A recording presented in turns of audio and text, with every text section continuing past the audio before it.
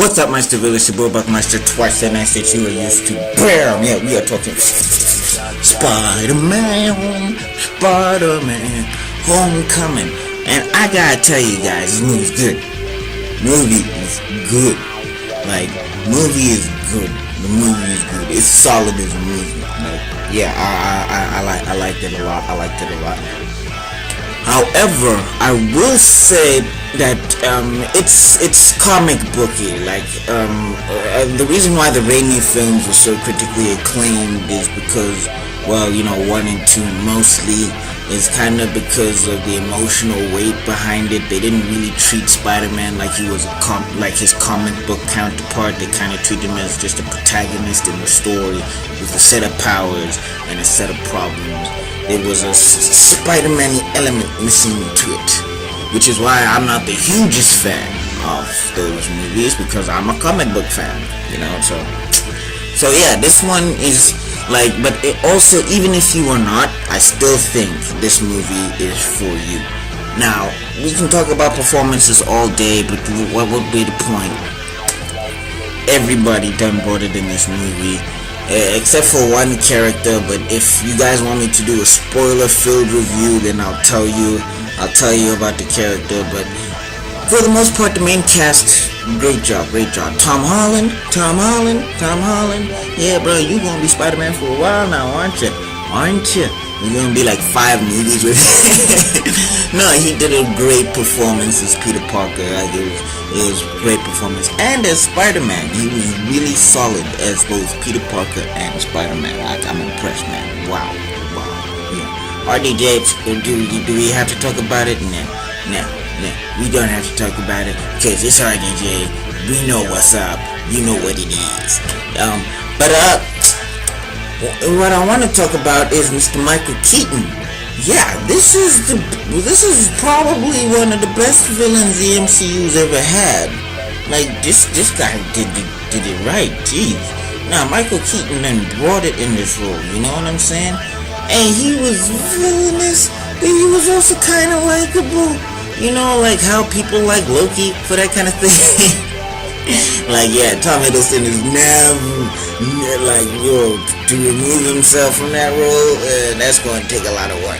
But anyway, what I'm saying is that Michael Keaton, yeah, he done brought it in this. And like he really portrayed the Vulture in an interesting way, more interesting than I've ever seen him portrayed anywhere. Because the Vulture really, to me, was kind of a boring villain. I mean, this is what he looked like in the comic books. Does that look intimidating? Does that look scary? Or does that just look like a bald dude in a wingsuit? Like, yeah, the Vulture never really did anything for me as a villain. But in this movie, I was like, hey, Vulture, And the time when I was just like, yeah, man, you do that. You do that. I mean, I don't want you to do that, but there's certain things that you're doing that I think you should do, but I don't want you to do that. You know what I'm saying? And the way they start him out, it's like, it's really interesting, and it's really good. You know what I'm saying? It's really good. Except there are some stuff that I wanted them to expand upon, and I think that's why this movie's kind of getting like an 8 out of 10. But but I mean, time constraints and all of that stuff, and come on, that's a good score. I forget the site that gave it, but yeah, I'm just saying that yes, this movie was great. The action was fantastic. The Spider-Man-ing is also fantastic, and we finally don't have a Spider-Man that's always crying. Like, he's crying, but he's not always crying. You know what I'm saying? He is, cracking jokes, being the wise guy that we know him and love him to be. Yeah, you know what I'm saying? Yeah, so, I mean, for the first act of this movie, it's wow, and, like, from the trailers, it's about Spider-Man proving himself to Iron Man, but, also proving himself to himself, and, he's a teenager, so, when you're a teenager, you think you knows everything. It's like, I knows everything. No, I don't. But, yeah, you know what I'm saying? So, and Ned, or Gank, please tell me these two are not the same. Please, somebody, please. Please tell me these two are not the same. I keep getting this thing where people are like, no, it's Ned Leeds. No, you want a Ned Leeds? That's Ned Leeds. That's Ned. That's Ned. That's Ned. But these two over here, these two, no, this is not. That's Gank. That is Gank from the Ultimate Comics universe. That's Gank. That's Gank. Don't even try and sell me that lie. But anyway, yeah, he was also fantastic in the movie. Loved his role. Loved that he was also like, he had Spider-Man's back and all of that stuff. But again, that is an Ultimate Miles Morales storyline. Marvel, you said he wasn't using his stuff without putting him in the movie. In the movie, yeah. But yeah, no, their dynamic was really good, and it really felt natural. And also for once, it also felt like a high school. They really got that high school feel down. So if you're looking forward to something like that, then yeah, this is gonna do it for you. And as per Spider-Man with the love interest, it's complicated because it has to be. But yeah, so if you're into that kind of thing as well, there you go. This movie is for you as well. I mean, there's a couple of things I didn't like about the movie, but I don't want to get into them because they're really spoilerish. So in case anybody hasn't seen it, I'm not going to be that guy on the internet who wants to be that guy. But yeah, there is just a couple things that are like, it's little things, and some of them is plot related. I mean, some of it, and I mean, it can still be explained away. It's just it didn't sit well with me. And then some of it was comic booky, where it was like, like, why did they? But I mean, for the most part, I was just sitting there like, hey, Spider-Man, radioactive Spider-Man. Yeah, man. Yeah, no, this is the feel-good Spider-Man movie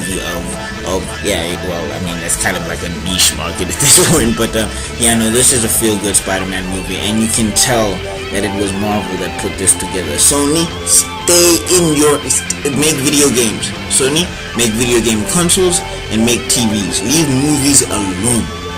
You're not strong in that department. Let Marvel have Spider-Man. I mean, sure, Marvel, you can work out that deal. Let them keep the merchandising rights. Let them keep the Spider-Man merchandise. Let them keep it. Marvel doesn't need it. Literally, Marvel does not need Spider-Man money. It doesn't. Not at this point. It doesn't need X-Men money. It doesn't need any of that money, bro. The Avengers alone is bringing in billions. You know what I'm saying? And Marvel still has like a whole plethora of heroes. They still got Black Panther, which is gonna bring in billions. They still got what's her name, Miss Marvel, is gonna bring in a lot of money. You know what I'm saying? They'll be fine. Let Sony keep the money, but Sony, let Marvel make the Spider-Man movies, because like you guys, like y'all, the two Raimis is the only ones you got in your pocket right now, right? The two Raimis is the only ones you got in your pocket right now. And then that third one, you started messing with Sam Raimi's direction, and that's how we got that poor excuse for a Venom. Like, nothing against Topher Grace. I'm sure Topher Grace is a great man, great actor, yay, but no, not Venom. He's not Venom. And even the Sandman was kinda, but I overall liked his performance. But yeah, is what it is. But now, yeah, I'm saying that this is the movie. This is the movie for Spider-Man fans. If you especially read the comic books and all of that stuff, I believe this is the movie. And yeah, there's like little things that they do in there where you're just like, hey.